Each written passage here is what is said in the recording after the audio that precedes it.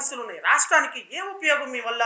ఆలోచించుకోండి. పడుకుంటాం సాయంత్రం ఇంటికెళ్ళేటప్పుడు చికెన్ కర్రీయో, లేకపోతే మటన్ కర్రీయో, లేకపోతే రాయలసీమ స్టైల్‌లో రాగి ముద్ద తినేటప్పుడు ఆలోచించండి. మన వల్ల ఏంటి రాష్ట్రానికి ఉపయోగం? ఏం చేశాను? పవన్ కళ్యాణ్‌గా what is Pawan Kalyan? What helps me to the state in terms of development? వెళ్ళండి మోడీ దగ్గరికి వెళ్ళండి, కూర్చోండి. సార్ ఇదిగో ఉపాధి కావాలి, మా పిఠాపురంలో పిల్లలు ఉన్నారు, నిరుద్యోగుల యువత ఉన్నారు, వాళ్ళకి మా పిఠాపురంలో ఒక ప్రెస్టీజ్ ఇన్స్టిట్యూషన్ పెట్టండి, ఒక ట్రిపుల్ ఐటీ కాలేజ్ పెట్టండి, ఒక ఫ్యాక్టరీ పెట్టండి, ఒక 10,000 మందికి ఉపాధి కల్పించేది పెట్టండి. ఇదిగో పిఠాపురం నేను దిగిపోయేలోపు మా పిఠాపురం ప్రజలకు ఏదో ఒకటి చేసుకోవాలి, మా పిఠాపురం వెనుకబడిపోయింది. సో పిఠాపురంలో సగానికి సగం మంది 80,000 మంది ఎస్సీ ఎస్టీలు ఉన్నారు, వాళ్ళకు ఉపాధి లేదు, వాళ్ళ కోసం ఏదైనా ఆలోచించండి అని కేంద్ర ప్రభుత్వం దగ్గరికి వెళ్ళి కూర్చోండి. అమిత్ షాతో మాట్లాడండి, ప్రధానమంత్రితో మాట్లాడండి, కేంద్ర పరిశ్రమల శాఖతో మాట్లాడండి, వాళ్ళందరితో మాట్లాడండి, ఏదో ఒకటి చేయండి. అది వదిలేసేసి ఏమిరా బాలరాజు మీ వల్ల ఉపయోగం అన్నట్టు ఉంది. ఏమో బాలరాజు ఉపయోగం అన్నట్టు, ఏమయ్యా పవన్ నీ వల్ల ఉపయోగం దేశానికి? అరే కనీసం ఒక్క మాట, కాకపోతే ఒక్క మాటన్నా అకౌంటబుల్గా పద్ధతిగా. అరే 10,000కి 20,000కి కేసేసే జడా శ్రావణ్ కుమారే బాధ్యతాయుతంగా డాక్యుమెంట్లు పట్టుకొని మాట్లాడుతున్నాడు. ఎవరే ఆఫీసర్? నీకు చెవులో చెప్పిన ఆఫీసరు ఎవడన్నా వచ్చి ఉప ముఖ్యమంత్రికి చెవులో చెబుతాడా? ఆ 30,000 మంది అమ్మాయిలు పోయినారని ఆ కేంద్ర ఇంటెలిజెన్స్ వర్గాలు మీ చెవులో చెప్పినట్టు ఉంటుంది. ఈ కథ కూడా ఒక హేతుబద్ధత ఉండదు, ఒక మాట ఉండదు, ఒక లాజిక్ ఉండదు, ఒక రీజనింగ్ ఉండదు, ఒక లీగల్ పర్సెప్షన్ ఉండదు, ఏమీ ఉండదు. ఊరికి స్క్రిప్ట్ ఉంది కదా అని చెప్పేసి ఇష్టం వచ్చినట్టు మాట్లాడితే రాష్ట్ర ప్రజలు మీకు అధికారం ఇచ్చినందుకు నవ్వుకుంటున్నారు. సిగ్గుపోతుంది. ఇట్లాంటి దరిద్రులుగా మన 164 సీట్లు ఇచ్చింది అని ప్రజలు సిగ్గుపడుతున్నారు. 5 సంవత్సరాల కాలం చాలా వాల్యుబుల్ ఉప ముఖ్యమంత్రి గారు. దయచేసి ఉపయోగం లేని మాటలతో, కాలక్షేపం లేని మాటలతో, ఊరికే మీరు ఇంట్లో కూర్చొని సరదాగా పిల్లలతో మాట్లాడుకున్నట్టు పబ్లిక్ మీటింగుల్లో మాట్లాడితే రాష్ట్ర ప్రభుత్వం యొక్క పరువు పోతుంది. తలకాయ లేని ముఖ్యమంత్రి ఈడే ఉప ముఖ్యమంత్రి అన్నారు తెలంగాణ వాళ్ళంతా, మొన్న ఎమ్మెల్యేలు కూడా. మన రాష్ట్రానికి పరువు తక్కువ కదా. మా ఉప ముఖ్యమంత్రిని పట్టుకుని తెలంగాణ వాళ్ళు ఆ తలకాయ లేనుడు ఆడే ఉప ముఖ్యమంత్రి ఎక్కడ ఏం మాట్లాడాలో తెలియదని విమర్శలు వస్తున్నాయి. అది ఒక ఆంధ్రప్రదేశ్లో పుట్టిన వ్యక్తిగా మా ఉప ముఖ్యమంత్రిని అంటే మాకు బాధ. ఖచ్చితంగా ఫెల్ట్ వెరీ సాడ్. ఒక బాధ్యత, ఏదో దేవుడి దేవల అదృష్టం నక్కతో ఒక తక్కి మీకు ఉప ముఖ్యమంత్రి పదవి వచ్చింది, ఎంజాయ్ చేయండి.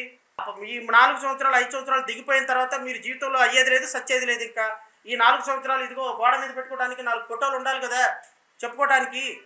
ఆ పెట్టుకోవడానికి ఇదిగో నేను పలానా చోట ఇది తెచ్చాను, పలానా చోట అది తెచ్చాను, పలానా చోట ఇది తెచ్చాను చెప్పుకోవడానికి 4 ఫోటోలు ఉంచుకోవాలి. ప్రజల్లో 4 కాలాలు పట్టారే సినిమా యాక్టర్ అయినా వచ్చి ఏదో 4 మాటలు చెప్పెళ్ళాడు రా బాబు, 4 పనులు చేశాడు, రాష్ట్రానికి ఉపయోగం చేశాడు, కాస్త మంచి చేశాడని చెప్పుకునే విధంగా మీ పరిపాలన ఉండాలని నేను మిమ్మల్ని కోరుకుంటూ, దయచేసి రాష్ట్ర ప్రజలు ఇచ్చినటువంటి అధికారాన్ని మీ ఇష్టం వచ్చినట్టు పొలిటికల్ గేములతోటి మార్చొద్దు అని చెప్పి, వీటి మీద మరి జనసేన పార్టీ ఏమన్నా రెస్పాండ్ అవుతుందో చూడాలి.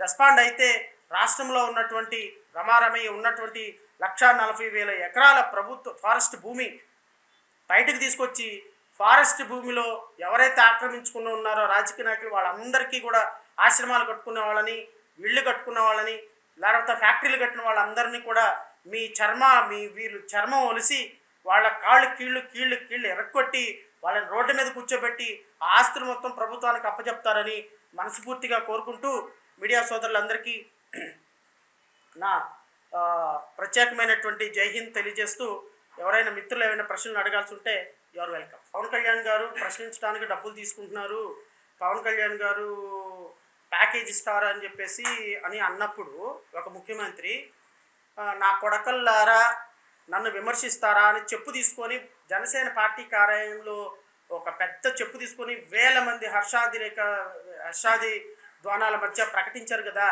నా కొడక అని చెప్పు తీసుకొని చూపించారు కదా. మరి ప్రశ్నించిన వ్యక్తిని అలా, విమర్శించిన వ్యక్తిని అలా ప్రశ్నించాలి అని పవన్ కళ్యాణ్ గారు చెప్పదలుచుకున్నారా? ఇప్పుడు ప్రశ్నిస్తేనేమో కాళ్ళు కీళ్ళు ఎరగదీసి అరచేతిలో రేఖలు మార్చేస్తారు. మరి అప్పుడు ప్రశ్నించినప్పుడు మరి మీరు స్పందించిన తీరేంటి ఎలిగేషన్ చేసినప్పుడు? సో ఒక ఉప ముఖ్యమంత్రి హోదాలో ఉన్నటువంటి వ్యక్తి మీద విమర్శలు వస్తాయి. ఆ విమర్శల్ని తట్టుకొని అన్నీ ఉన్న ఆకు అణిగిమణిగి ఉండదని సాగుతుంది. ఆయన ఉప ముఖ్యమంత్రి హోదాలో రాష్ట్ర ప్రభుత్వాన్ని నడిపే బాధ్యత ఆయన మీద ఉంది కాబట్టి ప్రతి ఒక్కళ్ళు విదేశాల్లో కూర్చొని విమర్శ చేస్తారు. తెలుగుదేశం పార్టీ హయాంలో విమర్శ చేసిన వాళ్ళంతా ఆంధ్రాలో ఉన్నారా? దేశాల్లో ఉండి అమరావతి కోసం కొన్ని వేల మంది తమ తమ యూట్యూబుల్లో ప్రభుత్వాలను విమర్శించారు వైఎస్ఆర్ కాంగ్రెస్ పార్టీని. ఎక్కడ కూర్చొని విమర్శించినా విమర్శ సహేతుకంగా ఉందా లేదా చూడాలి.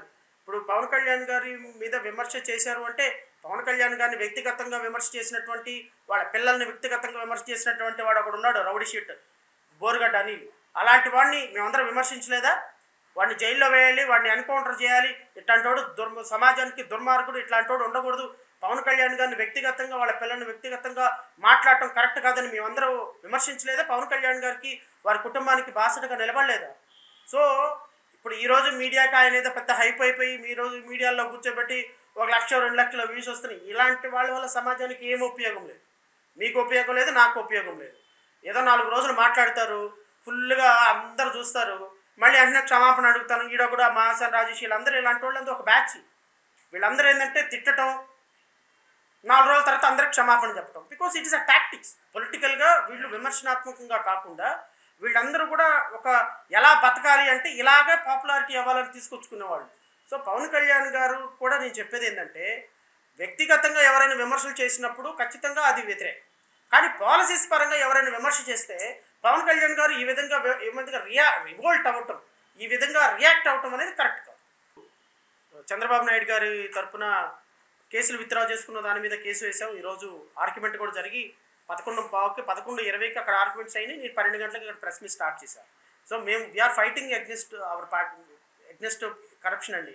And moreover Chandrababu Naidu గారి మీద విత్డ్రా చేసుకున్న ప్రతి కేసును నేను హైకోర్టులో ఛాలెంజ్ చేస్తాను. అక్కడ ఒకవేళ మాకు న్యాయం జరగకపోయినా సుప్రీంకోర్టుకైనా వెళ్తాం. 2 ప్రభుత్వం చేసే ప్రతి ఇరెగ్యులారిటీ మీద మేము హైకోర్టుకు వెళ్తున్నాం. ఎందుకంటే ట్రాన్స్పరెన్సీగా ఉండాల్సినటువంటి బాధ్యత ప్రతి రాజకీయ పార్టీకి ఉంటుంది. ఈ పార్టీ ఏదైనా గాడి తప్పినప్పుడు ఇంకో రాజకీయ పార్టీ దాన్ని కరెక్ట్ చేయాలి. మాకు లిమిటెడ్ ఉన్న రిసోర్సెస్ ప్రకారం ప్రతి ప్రభుత్వ విధానం మీద when the government policy is not in accordance with the law, we are here to correct, we are here to take up the matter legally. So ఖచ్చితంగా రాష్ట్ర ప్రభుత్వంలో ఏ అవినీతి జరిగినా, ఈవెన్ గత ప్రభుత్వంలో జరిగినటువంటి వాటి మీద కూడా we fought against the irregularities. So మా విధానం, మా పార్టీ విధానం, we are not against the individuals, we are against the government, we are against the policies of the government when the policies are contravention to the constitutional principles. So ఖచ్చితంగా ప్రతి issue మీద పవన్ కళ్యాణ్ ఇప్పుడు 30,000 మంది అమ్మాయిలు miss అయ్యారు, వీళ్ళందరినీ వ్యభిచార వృత్తుల్లోకి తీసుకెళ్తున్నారని చెప్పి కామెంట్ చేశాడు. గత ప్రభుత్వం కేసు పెట్టింది. ఈయన ముఖ్యమంత్రి అవగానే, ఉప ముఖ్యమంత్రి అవగానే తూచని విత్డ్రా చేసుకున్నాడు కేసుని. దాన్ని హైకోర్టులో ఛాలెంజ్ చేశాం. బహుశా tomorrow day after tomorrow it is coming for final hearing. ఖచ్చితంగా పవన్ కళ్యాణ్ మీద కేసెస్ విత్డ్రా చేసుకున్న కేసెస్ మళ్ళీ రీఓపెన్ చేయిస్తాం. పవన్ కళ్యాణ్ ఫోటో ప్రభుత్వ కార్యాలయంలో ఉండటానికి వీలు లేదు. ప్రభుత్వ కార్యాలయంలో పవన్ కళ్యాణ్ ఫోటో తీపిస్తాం. రాష్ట్ర ప్రభుత్వం in accordance with the law పరిపాలన చేయాలి. అలా చేయకపోతే కొరడా పట్టుకొని మేమైతే సిద్ధంగా ఉంటాం. ఆల్మోస్ట్ నేను ఇప్పటి వరకు ఒక 30,000 ఎకరాల ప్రభుత్వ భూమిని రెజ్యూమ్ చేసుకోమని హైకోర్టులో కేసు వేశాను, ఎన్జిటీలో కేసు వేశాను.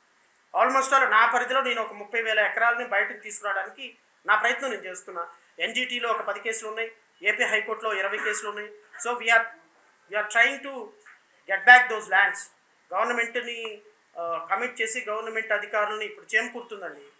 చేమకుర్తిలో రమారమి 4,000 ఎకరాల ప్రభుత్వ భూమి అన్యాయంగా చేమకుర్తిలో గ్రానైట్ కంపెనీలు, ఏ ప్రభుత్వం అయినా రాని, డబ్బులు కోట్ల రూపాయలు పే చేస్తున్నారు, గ్రానైట్ తవ్వుకుంటున్నారు. గ్రానైట్ తవ్వుకునే వాళ్ళ ఇంట్లో ఈవెన్ వాష్ బేసిన్ కూడా వెండితో తయారు చేసుకునే అంత డబ్బులు సంపాదించుకున్నారు. వాష్ బేసిన్ కూడా వెండి బంగారంతో తయారు చేసుకోగలిగినటువంటి అంత డబ్బు ప్రజల సంబంధంతో దోచుకుంటున్నారు వాళ్ళు. మరి ఏం చేయగలుగుతావు? సో మాకున్న లిమిటెడ్ రిసోర్స్ తోటి వీఆర్ ఫైటింగ్.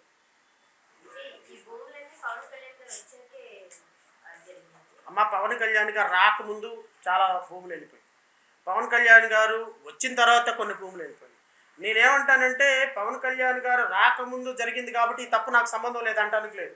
పెద్దిరెడ్డి రామచంద్రారెడ్డి 1975లో ప్రభుత్వ భూమి కొనుక్కున్నాడని చెప్పి ఆయన అప్లికేషన్. మరి ఇప్పుడు పవన్ కళ్యాణ్ వచ్చి ఎందుకు చేస్తున్నాడు? పవన్ కళ్యాణ్ ఉన్న సందర్భంలో ఇది ఫారెస్ట్ ల్యాండ్ అయినప్పుడు మరి నిజాయితీగా భారతదేశం మొత్తంలో సనాతన ధర్మాన్ని కాపాడటానికి వచ్చినటువంటి దేవదూత పవన్ కళ్యాణ్ వల్ల కూడా కాకపోతే ఇంకెవరి వల్ల అవుద్ది? సో కాబట్టి పవన్ కళ్యాణ్ ముందు జరిగిందా వెనక జరిగిందా పక్కన పెడితే ఫారెస్ట్ ల్యాండ్ అనేది ఏ అక్రమార్కుల చేతిలో ఉండకూడదు. వాడు క్రిస్టియన్ అయినా ఉండకూడదు, వాడు ముస్లిం అయినా ఉండకూడదు, వాడు హిందూ అయినా ఉండకూడదు. అక్కడ చర్చి ఉన్నా పడేయాల్సిందే, దేవాలయం ఉన్నా పడేయాల్సిందే, మసీదు ఉన్నా పడేయాల్సిందే. ప్రభుత్వ భూమిలో అక్కడ ఏ కట్టడం ఉన్నా ప్రభుత్వానికి సంబంధించింది అయి ఉండాలి తప్ప అక్కడ మత సంబంధమైనటువంటి ఆధారాలు ఉండకూడదు. అది మంత్రిగా నీ బాధ్యత.